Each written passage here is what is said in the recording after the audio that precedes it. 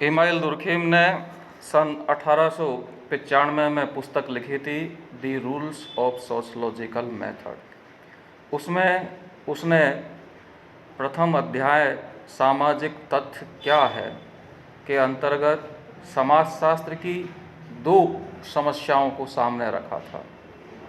Number एक, समाजशास्त्र की अध्ययन वस्तु क्या है, और नंबर दो, समाजशास्त्र की अध्ययन पद्धति क्या है। इसके अंतर्गत उसने समाजशास्त्र की जो अध्ययन वस्तु है उसके बारे में स्पष्ट किया था कि समाजशास्त्र की अध्ययन वस्तु सामाजिक तथ्य है। और जो दूसरी समस्या थी कि समाजशास्त्र की अध्ययन पद्धति क्या है, उसके लिए उसने जवाब दिया कि समाजशास्त्र की अध्ययन पद्धति वैज्ञानिक पद्धति होनी चाहिए जो प्राकृतिक विज्ञानों में प्रयोग में लाई जाती है। तो इस प्रकार से दुर्खीम वह वैज्ञानिक था जिसने समाजशास्त्र को वैज्ञानिक धरातल प्रदान किया। सामाजिक तथ्य को परिभाषित करते हुए दुर्खीम ने अपनी पुस्तक दी रूल्स ऑफ सोशलॉजिकल मेथड में कहा था कि सामाजिक तथ्य समाजशास्त्र की विषय वस्तु है। हमारा यह सभी लोगों का व्यवहार का वह पक्ष जो वैश्विक रूप से जिसका निरीक्षण संभव हो और सभी लोगों को व्यवहार करने के लिए अर्थात एक विशेष प्रकार के व्यवहार करने के लिए बाध्य करता हो। अर्थात हम रोज़ाना कुछ सोचते हैं, विचार करते हैं, कुछ कार्य करते हैं, सोते हैं, खाते हैं। ये सब के सब जो विषय है वो सामाजिक तथ्य हो भी सकते हैं या नहीं भी हो सकते हैं।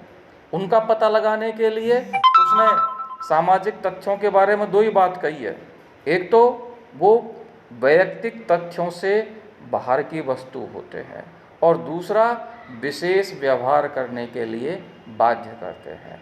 हम जो चिंतन करते या सोचते हैं उस पर भी कहीं न कहीं बाहर का दबाव काम करता है कि हम किस प्रकार से सोचते हैं, क्योंकि कुछ विषय ऐसे होते हैं जो बचपन से ही हमारे मानस पर इतने प्रभावी होते हैं कि उनके खिलाफ हम सोच भी नहीं सकते हैं। वो हमें पीढ़ीगत पीढ़ी संस्कारों के द्वारा हमारे परिवार में जो हमको समाजीकरण प्राप्त हुआ है उसके द्वारा प्राप्त होता रहता है।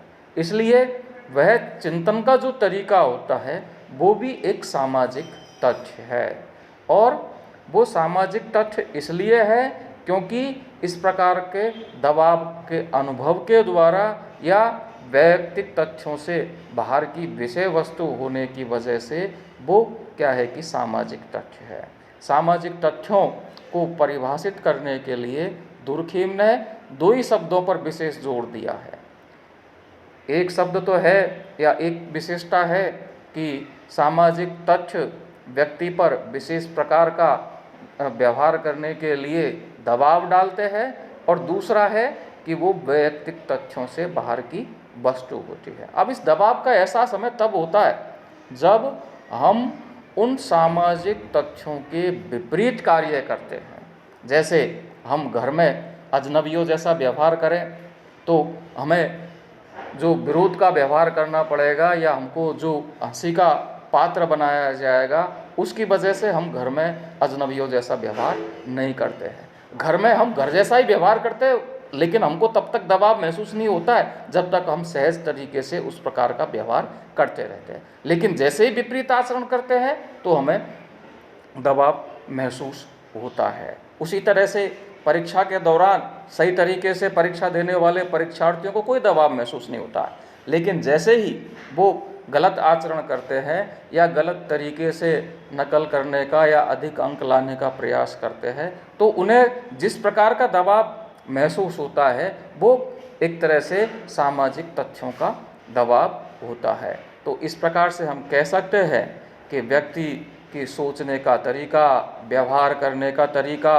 अनुभव करने का तरीका, वो सब के सब सामाजिक तथ्य है जो जिनका निरीक्षण हम वैश्विक तरीके से या वस्तुनिष्ठ तरीके से कर सकते हैं तथा व्यक्ति को विशेष प्रकार का व्यवहार करने के लिए बाध्य करते हैं और जो वैयक्तिक तथ्यों से या वैयक्तिक चेतना से बाहर की वस्तु होते हैं। तो इस प्रकार से हम सामाजिक तथ्यों को परिभाषित कर सकते हैं इमाइल दुर्खीम के अनुसार। और इमाइल दुर्खीम ने इस प्रकार से अपने पुस्तक दी रूल्स ऑफ सोशोलॉजिकल मेथड 1895 के अंतर्गत उस पुस्तक के प्रथम अध्याय में सामाजिक तथ्यों को परिभाषित किया है।